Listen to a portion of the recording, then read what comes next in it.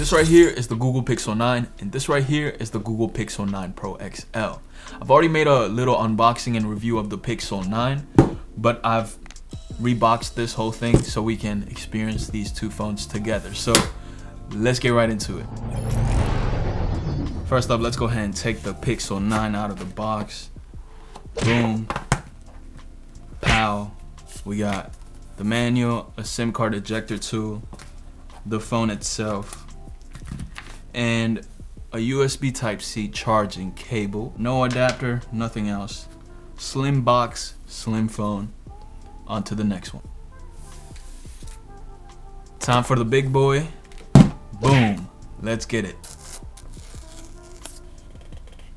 So far, everything about the box is looking pretty much identical. We have the paperwork right here, which also comes with a SIM card too. Same thing here, a USB Type-C charging cable, no adapter or anything else, just the phone.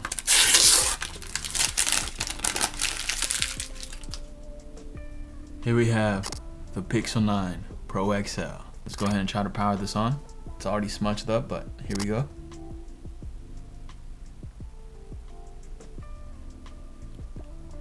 First ever boot up. I could have done like a little speed test. Oh, this one's already on. First impression right here. This Pixel is feeling heavier than this one. They feel like they're almost the same weight. I am kind of feeling the heavier weight of this now, but when I first picked it up, this almost felt lighter for some reason. It probably because it's bigger and it feels.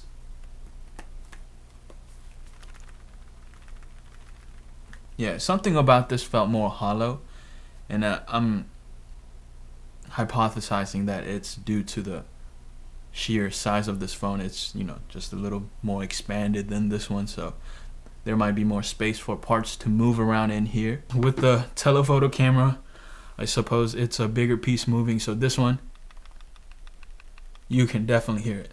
Not a lot of moving parts in here, but this one, the slight shake, I can hear the camera module. So it definitely somehow feels sort of hollower than this, but it's definitely not hollow at all. I mean, you know, this solidly built phone, very premium feeling and looking phone. I just noticed this has a matte back, while this one has a glossy back. Both of these phones are protected by Corning Gorilla Glass Victus 2 on the back as well as on the front. Okay. It seems like the power button, well, it's actually the volume button, also wobbles on the Pixel 9 Pro XL. I can move it up and down.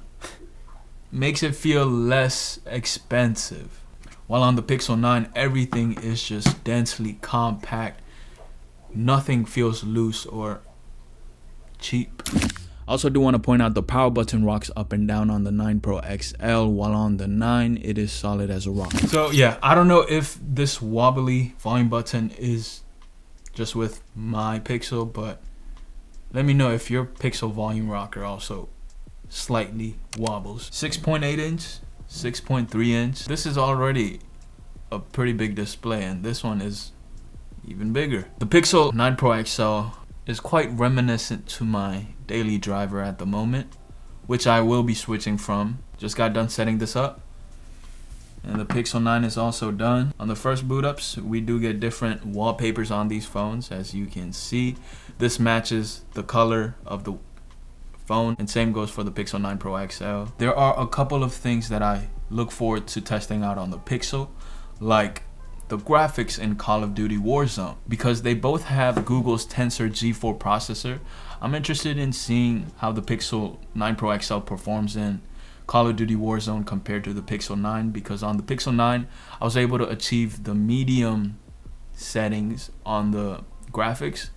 I want to see if this can get the highest graphical settings. And the next thing I look forward to testing out on the Pixel 9 Pro XL is the video zoom enhance, as well as video boost and night sight. Matte finish on the Pixel 9 Pro XL compared to the glossy finish. Let's see which one does better with fingerprints. And as expected, the matte finish does do a slightly better job in fingerprints. It looks like it doesn't really show the smudges as well as the glossy finish, but they both definitely do collect fingerprints, if you can see that. So the next thing I'd like to test out is the Warzone graphics. The sides of the Pixel 9 Pro XL is shiny, while this one on the Pixel 9, it's got this matte finish on the side, which collects like 0 fingerprints. You don't see any fingerprints on the Pixel 9 sides, while on this one, it collects fingerprints.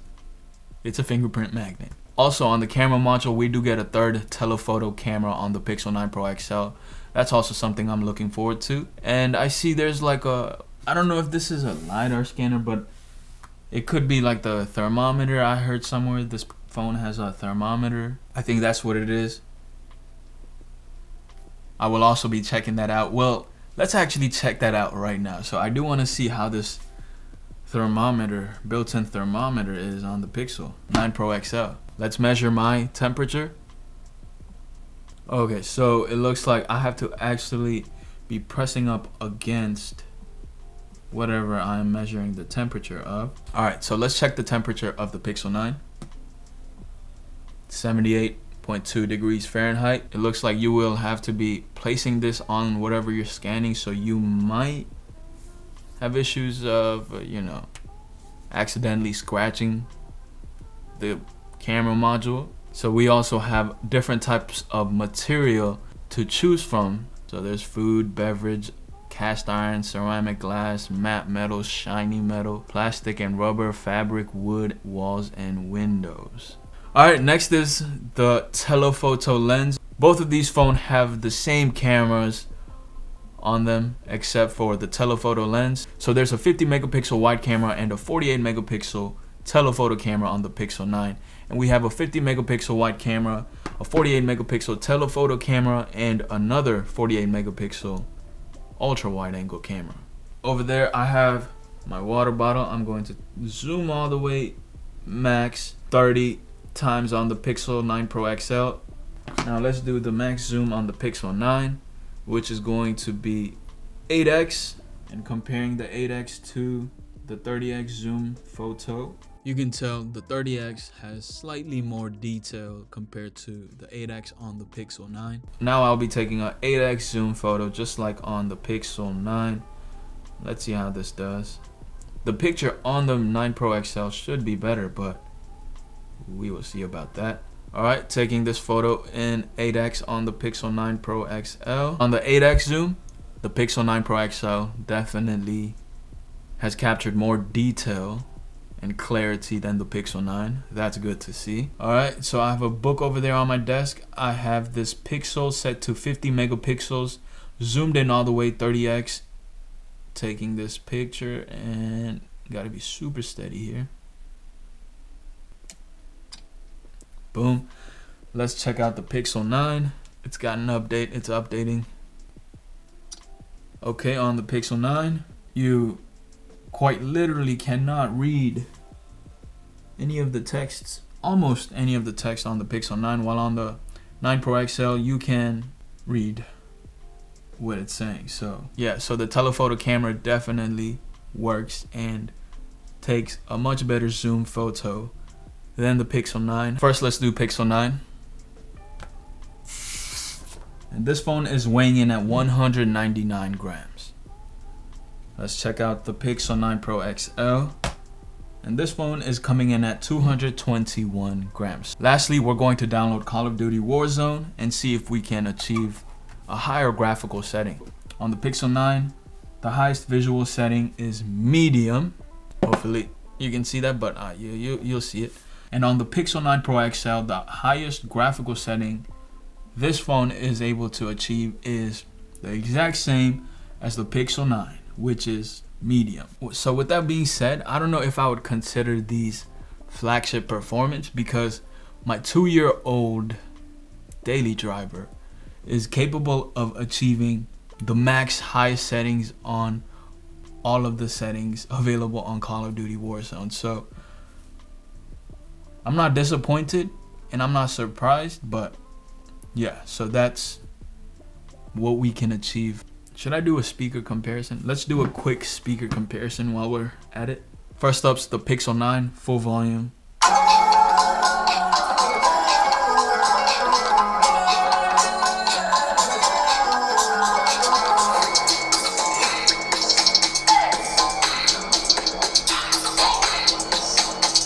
Pixel 9 Pro XL.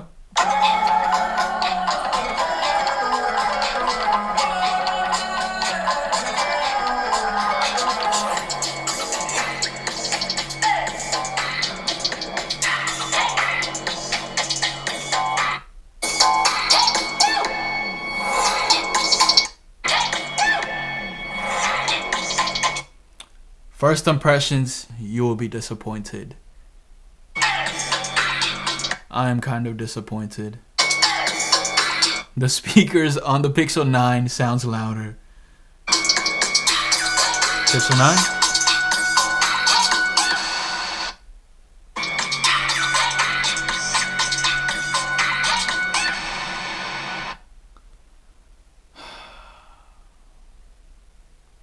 Well, let's do it one more time. Pixel 9. 9 Pro XL.